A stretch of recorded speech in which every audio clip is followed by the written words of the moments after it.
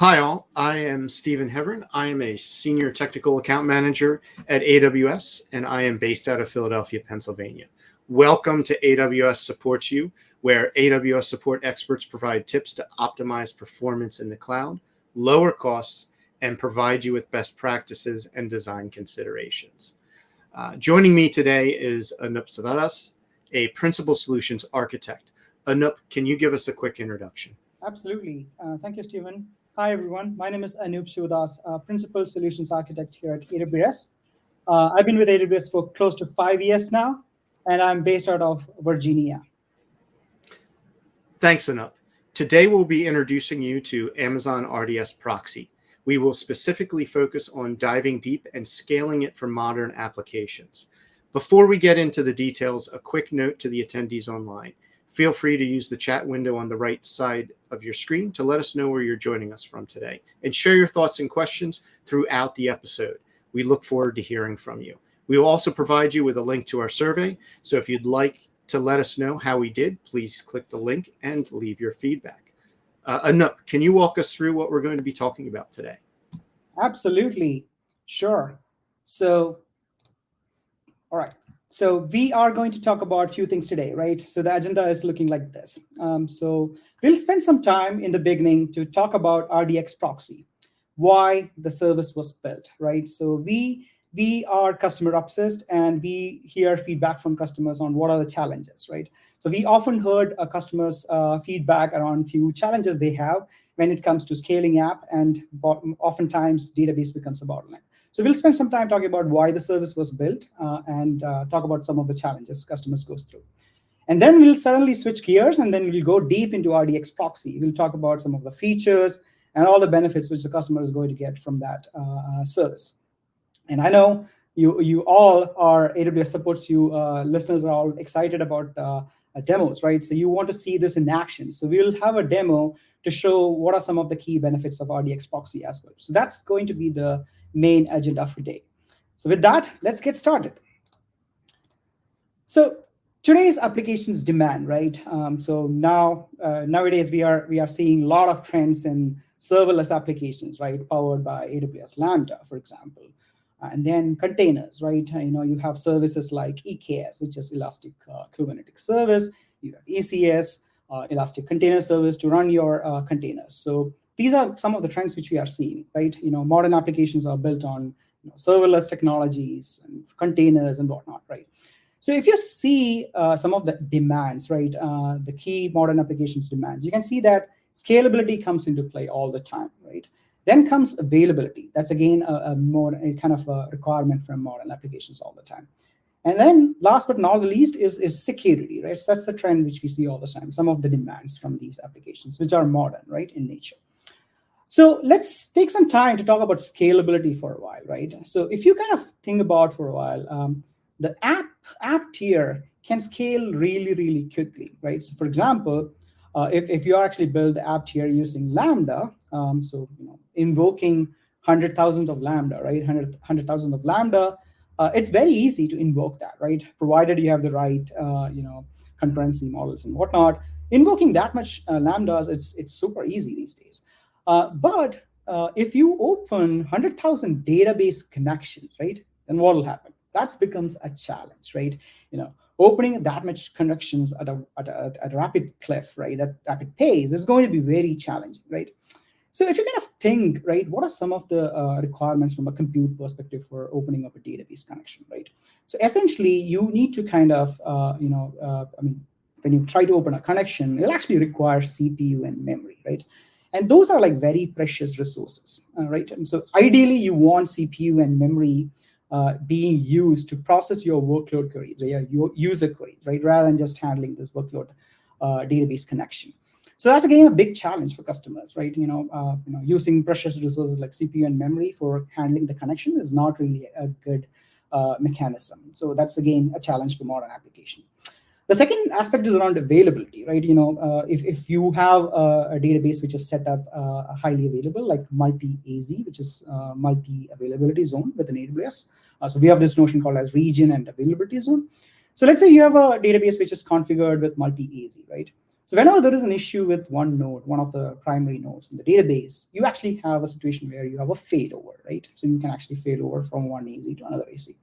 But modern application doesn't really, would like normally, right? That's a demand which you have seen.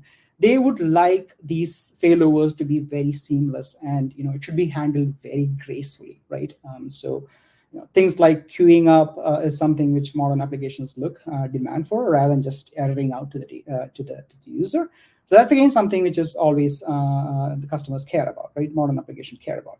Last but not the least, the security part, right? The customers are requiring seamless integration between things like IAM, which is identity and access management, all the secrets key aspects, etc.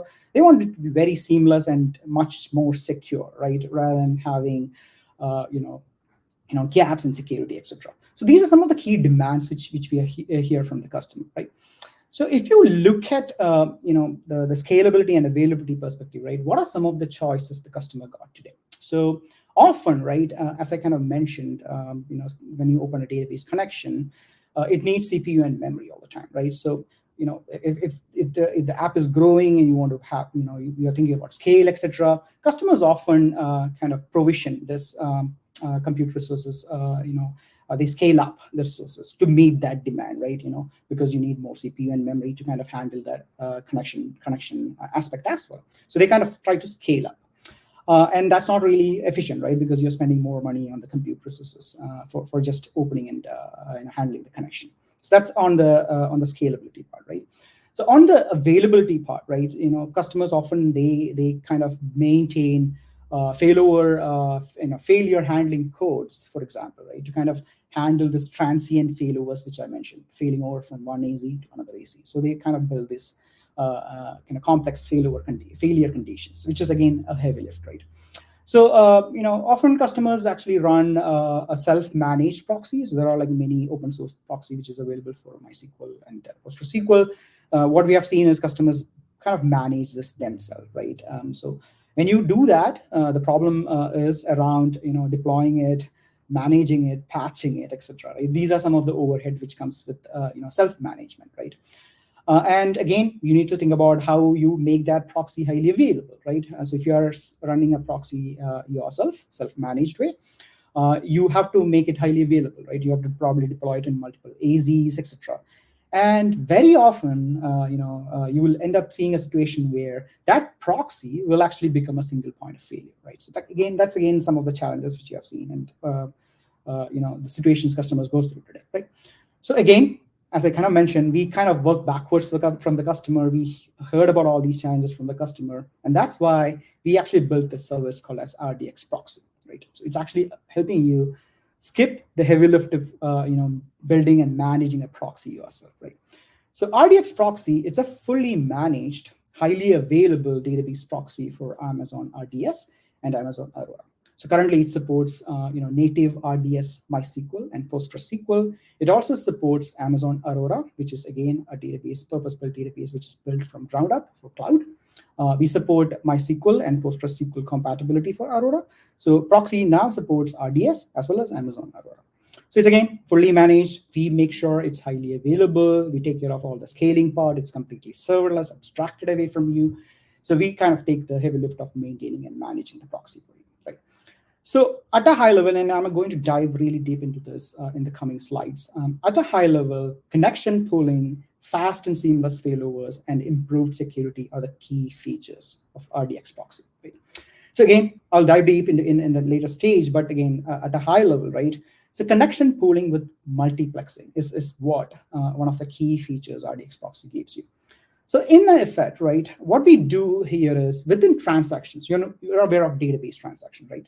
So within transaction, whenever there are gaps, right, we kind of take these database connections from the proxy to the database, and we reuse them to serve multiple app connections. That is connection from the application to the proxy. So the RDS Proxy efficiently manage the connection, right? So when we kind of do this actually gives a funneling effect, right? So wherein you can support a large number of application connections with a small set of database connections, right? So we kind of open up. Our proxy will open up a few connections to a database and then kind of reuse that, right? So it's very efficient that way. Kind of reuse is what we do with multiplexing. So that's the keyword which we kind of think about when it comes to proxy. And during failovers, right, so that's again an additional benefits. During failovers, since RDS Proxy is actually sitting between your application and the database, it's actually able to preserve the connections as the failovers is happening, right? And then resume the connections and transactions once the new instance becomes available. So it actually does that by kind of going around DNS, and I'm actually going to get into a lot more details into this. But again, it actually don't rely on the DNS part. So you might have heard about DNS and the TTL delays, which comes into play normally when you kind of deal with these failovers, because it's all DNS entry, right, after all. So RDS Proxy is much more efficient. It doesn't deal with DNS entries anymore. It can actually talk to the instance directly. And that actually gives you 60% failover improvement, right? So again, we're going to talk more about that, but that's again another benefit of RDS Proxy. Last but not the least, on the security side of things, right? So with RDS Proxy, you can actually tell that, hey, I actually want to enforce IAM authentication to the proxy. So for example, if the app is connecting to the proxy, you can say that you enforce IAM authentication. So you can actually do that. And RDS Proxy, it's integrated very well with one of the AWS security services called as Secrets Manager. So all the database username, password, etc., is kind of handled by Secrets Manager, and Proxy will make calls to Secrets Manager to get the credentials and whatnot, right? So the entire security, right, the entire security posture is much more improved when you use RDS Proxy. So these are some of the benefits, okay? And we will dive really deep into proxy and connection pooling and failovers, etc. But I want to call out a customer use case to kind of highlight, right, why customers are adopting proxy these days. So Cloud Health by VMware. Cloud Health is a very popular tool to help customers optimize the cloud spend, AWS spend, right, and make sure they are very optimized when it comes to an operational excellence perspective and cost optimization perspective, right? So this is a very popular tool used by many AWS customers, built by VMware. So when Cloud Health migrated their MySQL databases to Aurora, right, they actually did a migration, and when they did that, right, what they saw is the applications are opening up a large number of connections open. It's actually opening up a lot of connections, and it's actually putting databases. It's putting the database in stress, right? It's opening up large number of database connections often will make the database into a panic mode, right? So that was happening on a consistent basis. So that was during the MySQL databases time, right? And when Cloud Health migrated to Aurora MySQL, in this case, they actually evaluated RDS Proxy, and they realized that proxy has a lot of benefits for them, right? So during peak time, they saw that 90% of the connections were reduced, right? It was not overwhelming the database, right? The proxy was able to handle connections really well, such that it's not choking the database anymore. It's not opening up large number of connections to the database, and it's much more efficient that way, right? So that was very beneficial for the customer because Cloud Health often tend to open large number of connections. It's much more efficient now. The other benefit Cloud Health saw was the company was able to consolidate a lot of databases, because they were not using a lot of compute resources being wasted for opening and managing connections. They were able to do a lot of consolidations as well, right? So with RDS Proxy, they were able to kind of improve on the performance and the scalability aspects, as well as they were able to kind of lower their total operating cost as well, right? So that's a big benefit for customers, right? So I just want to highlight this story before we kind of dive deep into RDS Proxy.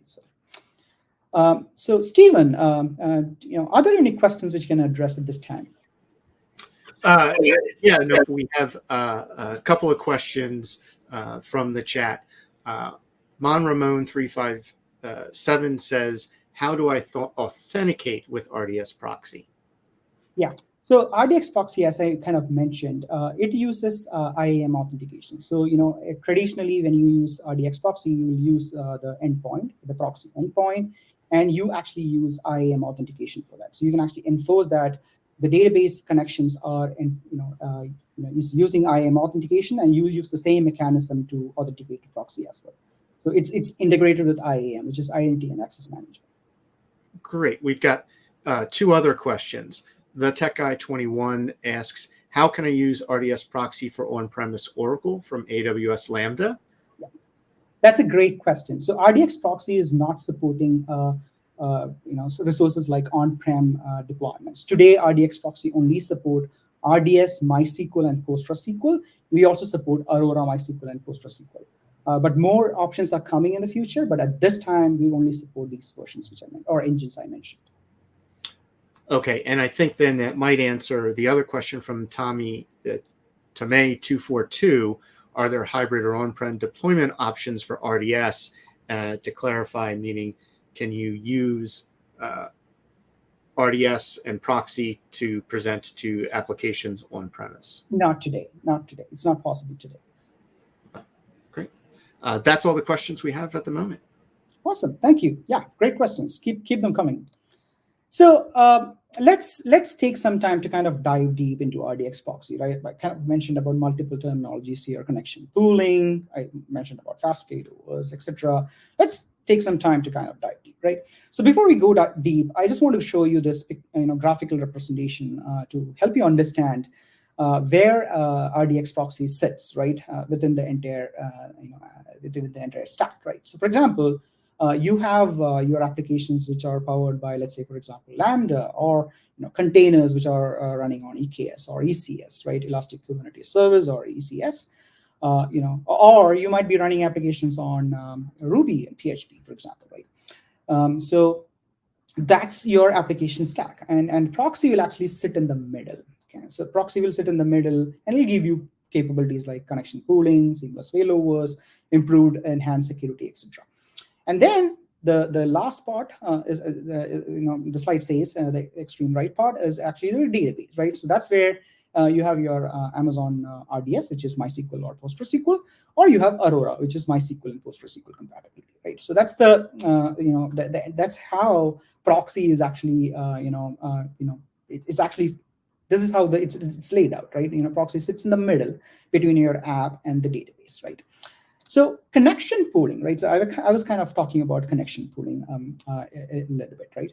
And to help understand connection pooling, I've actually I'm showing you kind of a very simple representation, right? So what you're seeing here is 3 connections are coming from the app to the proxy, and the proxy is only using 1 connection to the database, right? So to kind of simplify the whole thing, I actually used 3 connections in this case, right? So here, 3 connections are coming from the app, but the proxy is only using 1 connection. So it's actually effectively reusing the connections all the time, right? So, think about like hundreds and thousands of connections which is coming from the app, right?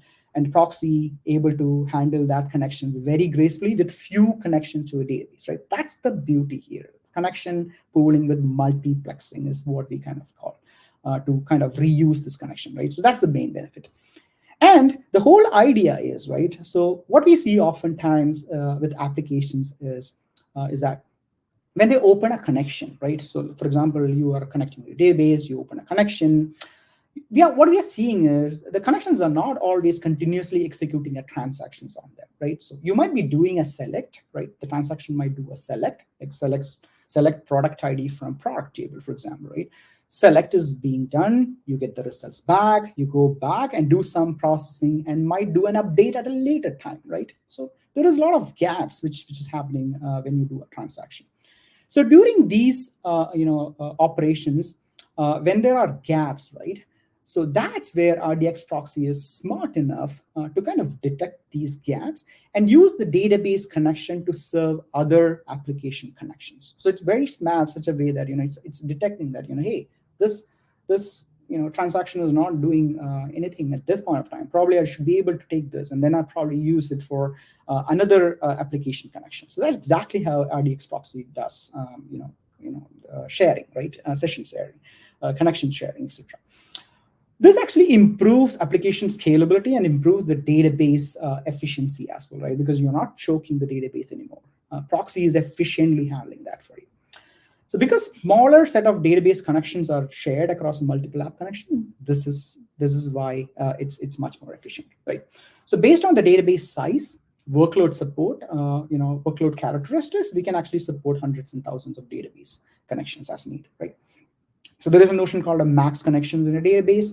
You can actually open up hundreds and thousands of connection, but proxy will ensure that it's actually used very gracefully, right, rather than just putting the database in stress, right, things like that. So that's the best part of connection pooling, which will actually help you scale the application as well. I spoke about connection pooling, right? But there are situations where proxy can't be sure that it's actually safe to reuse a database connection, right, outside the current session, right? It cannot determine that it's actually safe. So in these cases, it keeps the session on the same connection until the session ends, right? So this failback behavior is actually a safeguard mechanism, and I'm going to tell you why this is a safeguard mechanism, right? So this fallback behavior of making sure that it keeps the session on the same connection until the session ends is actually called as pinning. Okay, so pinning is the key terminology which comes with RDS Proxy. So we spoke about connection pooling with multiplexing. This is pinning, where it actually maintains the connection. So for example, right, if the database is using session state, you might be familiar with session state, right? A shopping cart or whatever it is, you maintain kind of session state.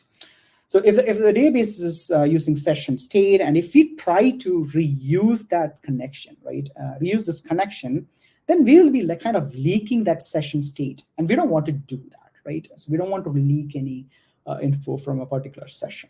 So that's why there is a safeguard here called as connection pinning, right? So that's the feature which we have. So for the lifetime of the app connection, it will be pinned to the database connection, right? So you'll have a database connection, and the entire lifecycle of the app connection, it'll be pinned, right? So that's again a kind of a failback mechanism to make sure that we are not leaking any sensitive sessions between transactions and whatnot. If you don't care about variables being shared between sessions, then you probably can actually use a setting called as exclude variable sets, and I'm actually going to talk about that in the demo as well. So you can actually say that hey, exclude variable sets, and you don't really care about that, then you can actually exclude that for pinning, right? So these are some of the mechanisms which we have to make sure that if there are like session state, or there are like large queries which are being executed which is greater than 16 KB, then we don't do connection pooling with multiplexing. We can kind of pin, right, things like that. So there are some criteria very well documented in our documentation as well. So pinning is also something which comes into play with RDS Proxy.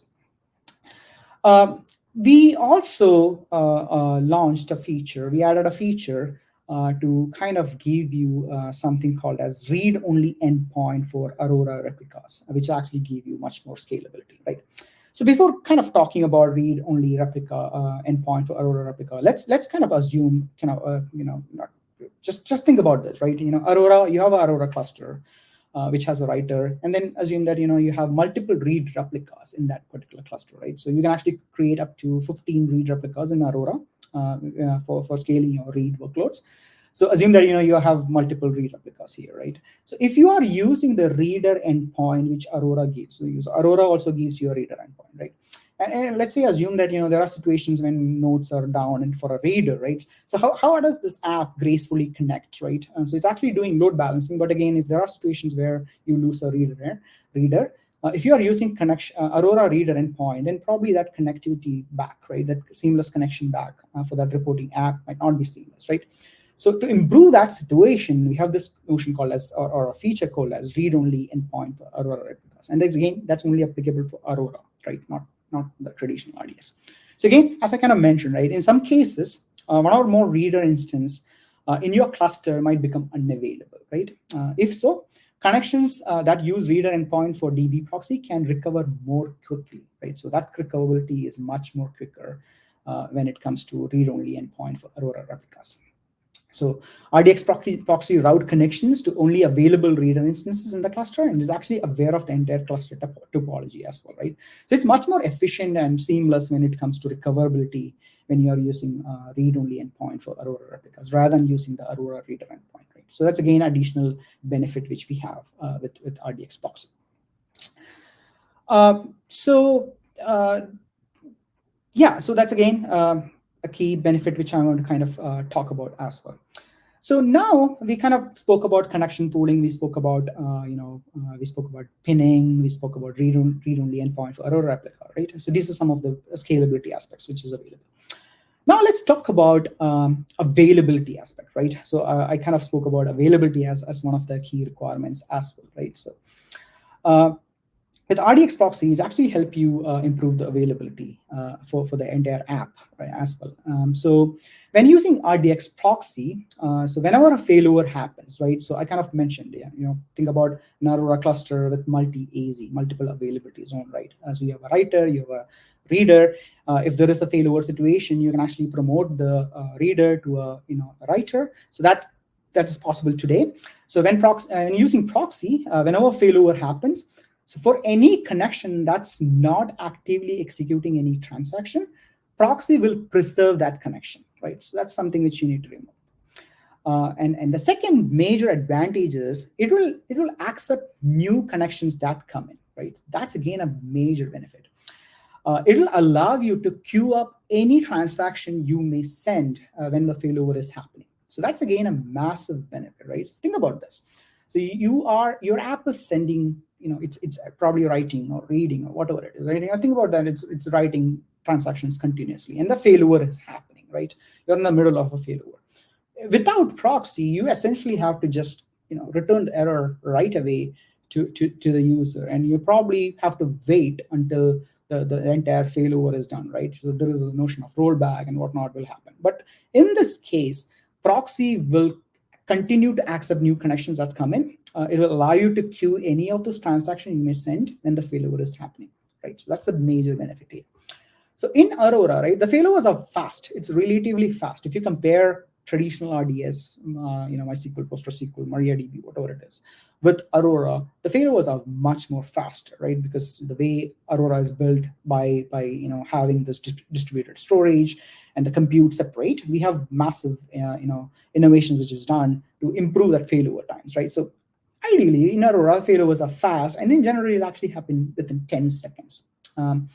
But when you are connecting to the Aurora cluster endpoint, which is actually a DNS endpoint, right? So it's actually a DNS endpoint, which you see. The cluster endpoint is actually a DNS endpoint. The overall time we kind of observe is around 30 seconds. So that's the trend which you have seen, right? Ideally 30 seconds the failover happens. So approximately 20 seconds goes in DNS propagation delays, right? So the whole DNS comes into play here. On top of that, if you have downstream TTL, right? TTL is time to live, right? TTL comes into play with DNS, right? Stale entries and things like that. Or if you have application side connection pools with long-lived connections, etc., the downtime window will be larger, right? The whole downtime window will be larger.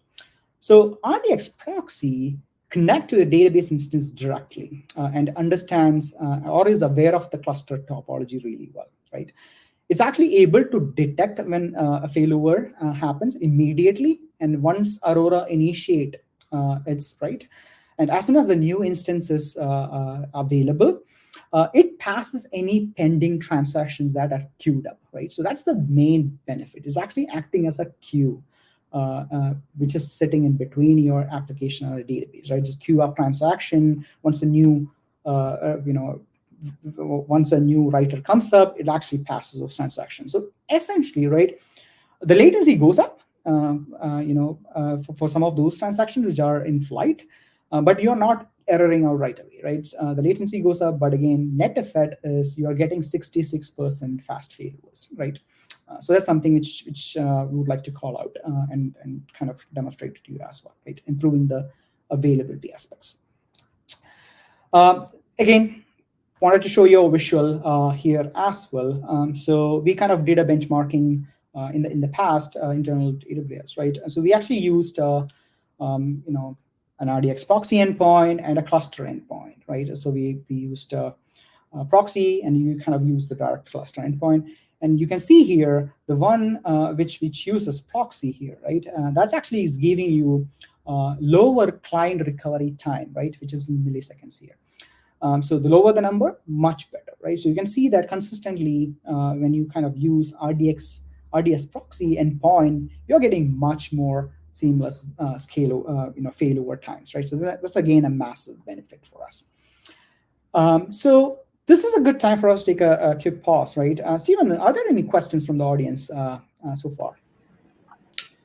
Yeah, no, there's a couple of questions from the chat. There's 2 questions from the Tech Guy 21. What generally is the ratio of Lambda concurrency or connections to configure with RDS Proxy? And then does the RDS Proxy replace the data API for Aurora Serverless v2? That's a good question. RDS Proxy, I'll take the second question first. RDS Proxy is available for serverless Aurora v2. I don't believe it actually replaces. I think these both go hand in hand. Data API is for getting HTTP access to the database, right? It pretty much uses HTTP access to the database. But from my perspective, it'll actually go hand in hand. And what was the first question? The first question was, what's generally the ratio of Lambda concurrency or connections to configure for RDS Proxy? It depends on the workload. There is no generic answer I can kind of say here, but it's based on the workload characteristics. You have to test it and see how this works. But the important thing to know here is Lambda can, based on the concurrency you said, it can actually scale rapidly, right? But without proxy, if you try to, if Lambda is the classic example where you use RDS Proxy, right? It's a major use case. If all those Lambda are actually making connection to a database, you essentially will choke the database really, really fast, right? With proxy, efficiently opening up few connections and then reusing those connections gracefully is where the benefit comes into play. Great. Thanks for that. One final question before we move on. Banner Race asks, app tier doesn't always directly communicate with the database. Some use in-memory caches like DAX or Redis. How does RDS Proxy communicate in this architecture? So RDS Proxy, the app will use the RDS Proxy endpoint in this case, right? So if you have a different layer, probably that's a separate deep dive which we need to do. But with proxy, you need to use the proxy endpoint, right? So if you are making connection to the database from your app side, right, then you have to use the RDS Proxy. If you have a caching layer in between there, that's a separate discussion altogether. But in this case, app talking to the database directly, if you have proxy in the middle, you are essentially using the proxy endpoint in that case. Gotcha. Thanks for that. That's all for the moment. Questions? Great. Great questions. So let's talk about security, right? So I kind of spoke about security a little bit here. So again, giving you a kind of a representation here, a graphical representation. So you have your applications and you have your proxy sitting in the middle and you have your databases, right?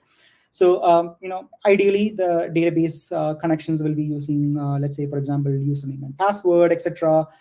With proxy, the best part is you can actually make sure that the entire application security landscape is much more secure, right? So you can actually enforce IAM authentication with your databases here. So when you are creating a proxy, you can say that I want to enforce IAM authentication, right? And so you can say that all the applications you're connecting to the proxy should use IAM authentication. So you can kind of essentially enforce that, right? So that enforcement part is much more beneficial from a security aspect, right? So if you're kind of enforcing that IAM authentication, so when the app is actually making a connection to RDS Proxy, it's actually requesting an authentication token with AWS IAM, which is Identity and Access Manager, as the diagram says here. And then behind the scenes, the IAM will actually work with a service called as STS, which is Secure Token Service. The secure token service will actually, give you when the tokens for you, you will actually receive the authentication token, and with those tokens, the app, which actually established the connection, will take the token and then connect to proxy with the IAM token and the validate token, right? So that's the first part. So again, just to repeat, the app is talking to IAM, it gets the token, and then it takes the token and then establishes the connectivity back to RDS Proxy, right? That might actually help address the earlier question which we kind of spoke about as well, right? So that's the first part. So once that the initial handshake, right? This is essentially is happening as handshake right here. So once that is done, RDS Proxy will actually work with secrets manager, and then it'll actually retrieve the secret. Secret will be retrieved, and proxy will connect to the database using that secret, which is the username and the password. So you essentially will configure database and username and password with secrets manager, and then proxy essentially is just talking to secrets manager, getting that secret, and then connecting to the database, right? So essentially, the entire security aspect is much more streamlined here, right? So you are able to essentially eliminate passwords embedded in the code. Again, this connectivity string or the connection string might give you much more details on the questions which was early asked as well, right? So you're essentially removing the plain text passwords, etc. You are essentially using the token. When you are enforcing IAM, there is a notion called as a cert as well. And again, that's very well documented in our documentations as well. So you're kind of using a cert here as well when you're using SSL, for example. So you're essentially removing that password, which might be exposed, right? So essentially, you're improving the security aspect of the entire proxy connection, app to database connection, right? So if you kind of look at this at a broader layer, right? So you have your applications which are again secured by a security group here, right? So you have a security group. Let's say you are running a Lambda function or containers or a PHP app which is on EC2. You'll have a security group which is kind of protecting that from a kind of layer, right? And then you have your proxy in the middle, right? So the proxy is also, again, further supported or secured using a proxy security group, right? So you can say that accept only connections which are coming from the app security group, right? So whatever connections are coming from app security group, allow it for the proxy, right? And you can also, you have your database, right? The extreme right side is the database, right? So you can also say that the database security group should only accept connections if it's actually coming from the proxy, right? So by having this multiple layers of defense, you can clearly say that, hey, only accept database connections which is coming from the proxy, right? So essentially, you are making the entire security aspects of the database connection and the entire app much more seamless and secure here, right? So what we will do next is we'll get into a demo. But before that, I want to take a pause. Stephen, if there are any questions from the audience. Yeah, no, we've got one question from the Tech Guy 21. Does RDS Proxy do health checks on its connection pool? Internally, we might be doing connection, health checks and whatnot. I don't have visibility into it, but I would assume that there are connection, health checks which we do internally from a proxy setup, right? Essentially, proxy will maintain connections. It'll actually maintain a set of connections, and then it actually uses those connections. It actually makes sure that it's used very, effectively. It uses connection. It actually returns the connection to the pool. So there is a whole notion called connection pool altogether, right? And it uses the connection. It will retrieve the, give back the connection. So there is something called as borrowing. There is a notion called as borrowing which comes into play here. But again, the whole thing will be handled efficiently using health checks as well. Internally, we might be doing health checks, but we don't have that visibility. And we kind of abstract away from the users as well. Great. Thanks. That's all the questions for the moment. Okay. Awesome. So you kind of heard about connection pooling, multiplexing, extra fast failovers. What we'll do next is we'll take a demo. I'll show you a demo where you can actually see RDS Proxy in action, right? So that the whole theme of the demo is going to be making sure Proxy is able to give you fast failovers, as I promised in the talk, right? So that's the core gist of the demo here. So now let's switch screens and see this in action. Let me share my screen quickly here.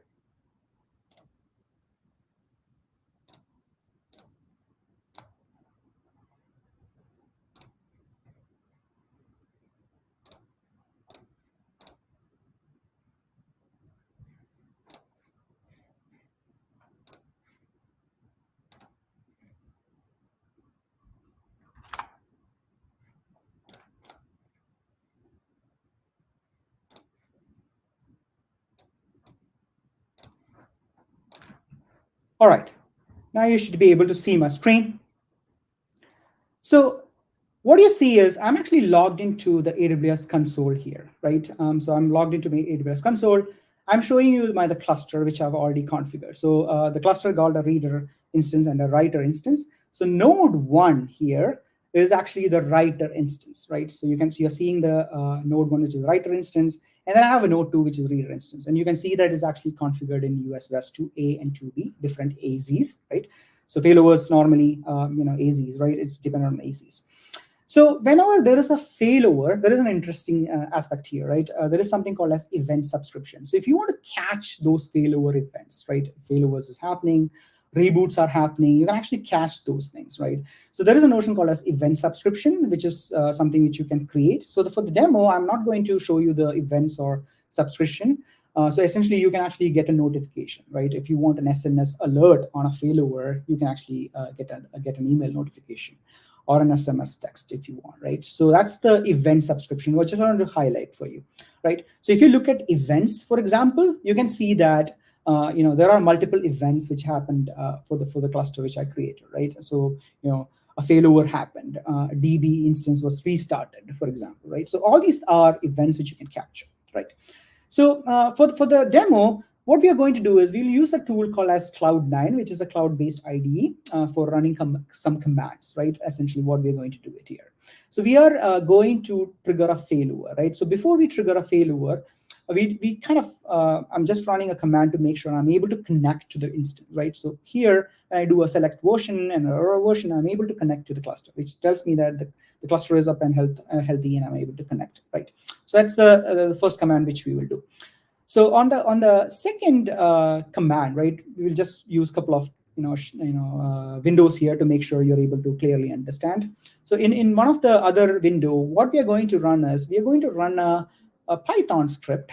It's a very simple Python script, which is going to be, I'm going to run it now, which is going to say that which node I'm connected to, right? So as you can see here, I'm actually connected to the node 1, right, which is the writer instance at this point of time. So node 1 is the writer instance, right? So the Python is simple. It's pretty straightforward. It's just connecting to the writer instance seamlessly.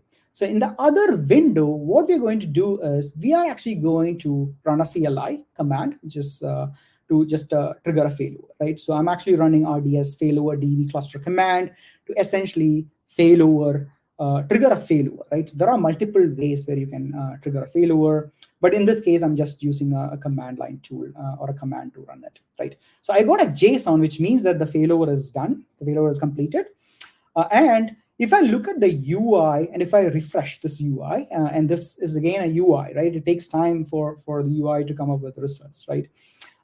So the JSON is done. So I'm pretty sure that the failover was triggered. So what we will do is rather than looking at the UI, we will actually use this window to see what's going on, right?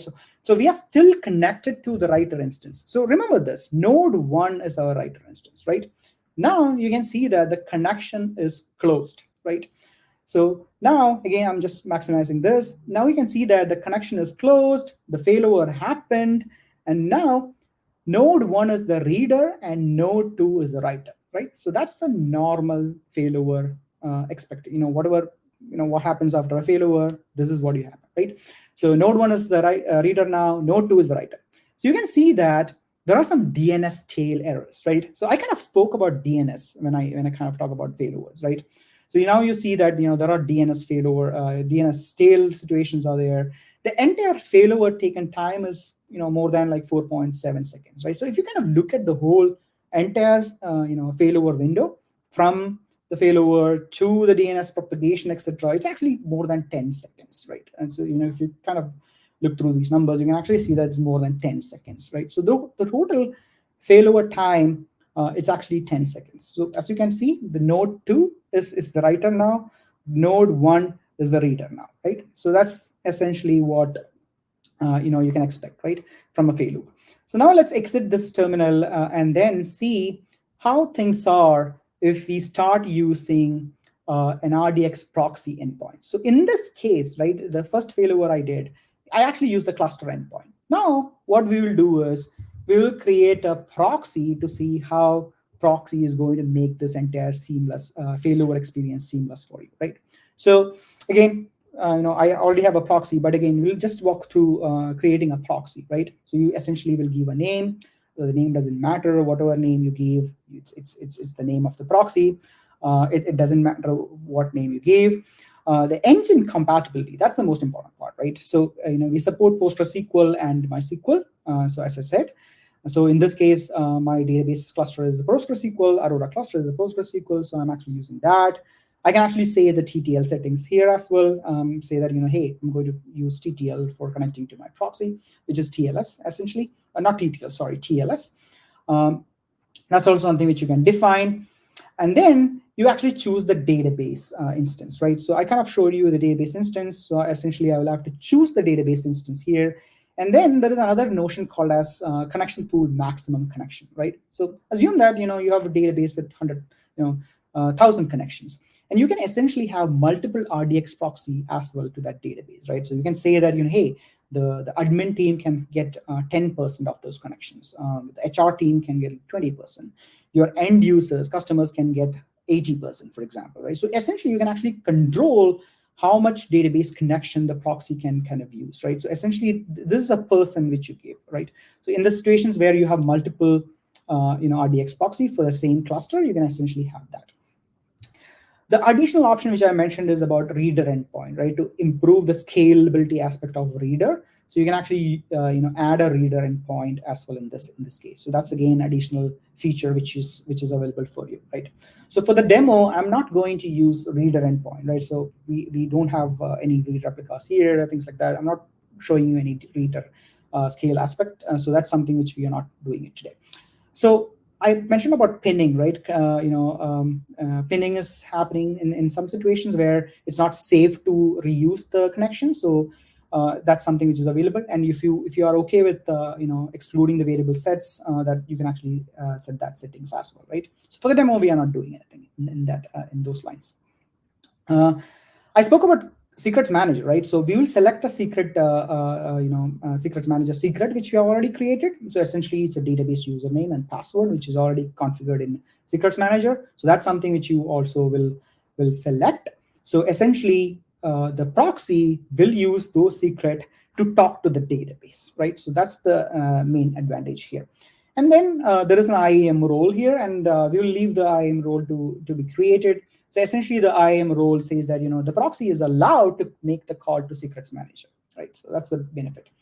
IAM authentication, you can say that it's required or it's disabled. So as I mentioned, you can force app to connect to the RDX proxy using IAM, right? So you can actually enforce that as needed. So in this case, I'm kind of making it disabled here, and kind of towards the end, we are actually making sure some of the subnets are selected. You can actually choose a security group.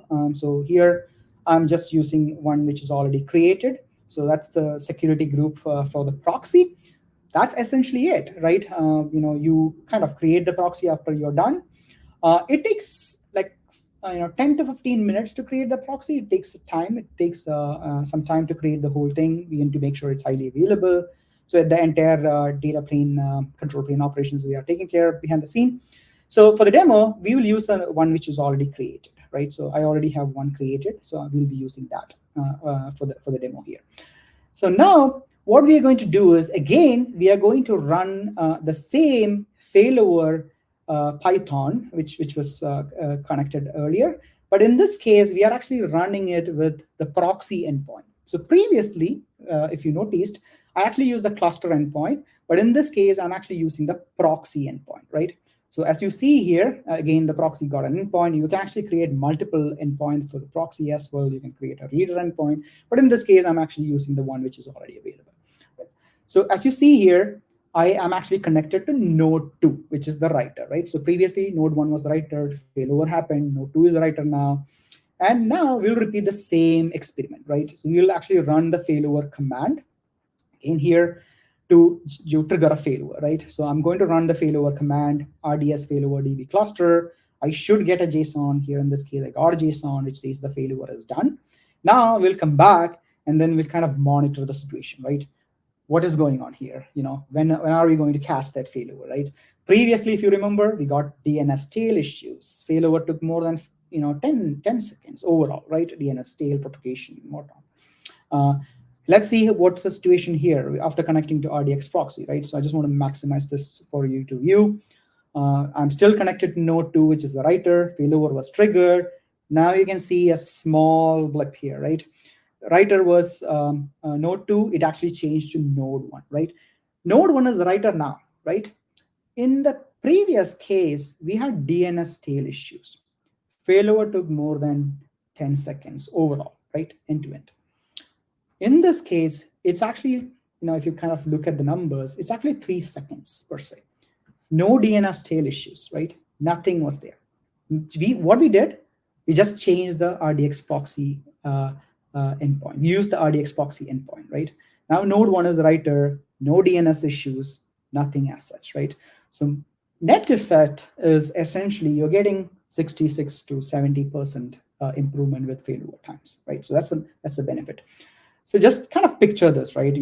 Proxy is sitting in the middle between your app and the database. It's actually able to queue transactions for you, right? That's a major benefit. Proxy, again, there was a question earlier, kind of caching part, right? Proxy doesn't do any caching per se.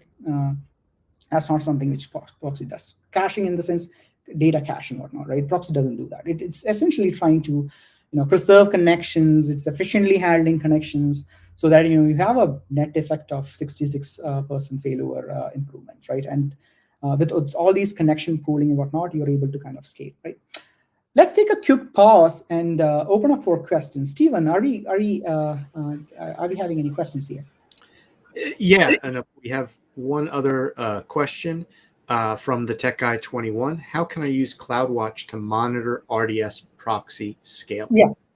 Yeah. So RDS Proxy, gives you a lot of insights around CloudWatch metrics. It's mainly around database connections. It talks about failed connections. It talks about pinned connections, etc. So all those metrics you can actually monitor using CloudWatch, right? So if you kind of look into the documentation around what are CloudWatch metrics RDS Proxy emit, you can clearly see all those key metrics which we have, right? Database connections, how many got pinned, what was the success rate, are there any failures around database connections, etc. So we give you a series of metrics, CloudWatch metrics for you to kind of control. So I essentially encourage you to kind of look into the documentation and see which one makes sense. But we offer many metrics for you to kind of track the entire health of RDS Proxy. Excellent. Thank you for that demonstration on RDS Proxy. And everyone, today we looked at Amazon RDS Proxy and how you can leverage it to improve connection pooling, scaling, performance, and security of your applications.